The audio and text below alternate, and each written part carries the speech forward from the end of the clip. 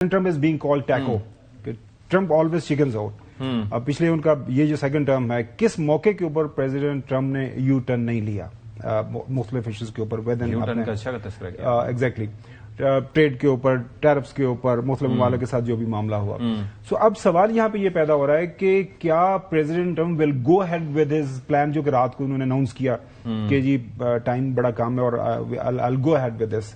मेरी जो थोड़ी बहुत असेसमेंट है, मैं जो पढ़ रहा हूँ, देख रहा हूँ, अगर वो मेरे ख्याल में प्रोड्यूसर साहब से अगर सुना दे रात को क्या कहता है? रात को The entire country could be taken out in one night, and that night might be tomorrow night. We're giving them till tomorrow, 8 o'clock Eastern Time, and after that, they're going to have no bridges, they're going to have no power plants, Stone Ages, yeah.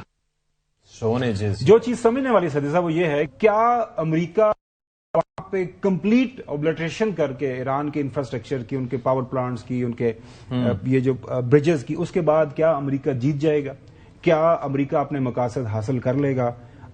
ये बहुत बड़ा सवाल है। और इसके ऊपर जो बड़े बड़े मुबस्सरीन हैं वो एक ही बात कर रहे हैं कि अपने ऑपरेशंस के अंदर तो प्रेसिडेंट ट्रम्प कामयाब हो गया, लेकिन स्ट्रेटेजिकली उसने बहुत बड़े ब्लंडर्स किए। इसमें एक फेल हो गया है। उसकी वजह यह है कि हम पहले भी जो बात कर रहे थे, वो लोग जो अमेरिका के साथ या वेस्टर्न वर्ल्ड के साथ या मुज़ाकराती अमल के अंदर जिनके साथ बातचीत की जा सकती थी, उनको टारगेट कर दिया इजराइल ने किया।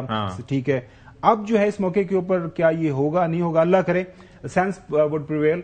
मुझे नहीं लगता कि president Trump would go for इस मैक्सिमलिस्ट पोजीशन के ऊपर कि वो स्टेबलाइजेशन को जो है। चौधरी साहब, ये जब आप सुनते हैं कि एक तहजीब कोई मिटा देंगे हम एक रात में, ऐसा मुमकिन हो सकता है, तो आपके जहन में पहला ख्याल क्या आता है जब कोई मुल्क किसी मुल्क के हवाले से ये बात करे? आज ट्रम्प मारे हैं जो मैं समझा हूं कि मैं बुरी तरह नाकाम हो गया हूं ईरान को तबाह करने में, ईरान को अपनी लाइन पर लाने में, ईरान के घुटने टिकवाने में, उसको सरेंडर कराने में और इजराइल के आगे लिटाने में मेरी यहाँ तमाम कोशिशें, तबाही, बर्बादी, लोगों को शहीद करना हैज नथिंग।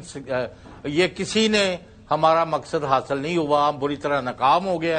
अब हम सर ब सर तबाही, हमने न्यूक्लियर वेपन्स और उससे भी कोई वर्स्ट तबाही की मशीन इस्तेमाल करके ईरान ही को सफाई से मिटाना है। सब की गल कर रहे हो, यानी कि जिस मुल्क में न्यूक्लियर वेपन्स होने के अंदेशे पे कि चंद हफ्तों पे तैयार हो जाएंगे, उस मुल्क पे हमला किया गया, उसी मुल्क पे न्यूक्लियर वेपन यूज करने का खुदा ने ख्वास्ता। He is talking of that.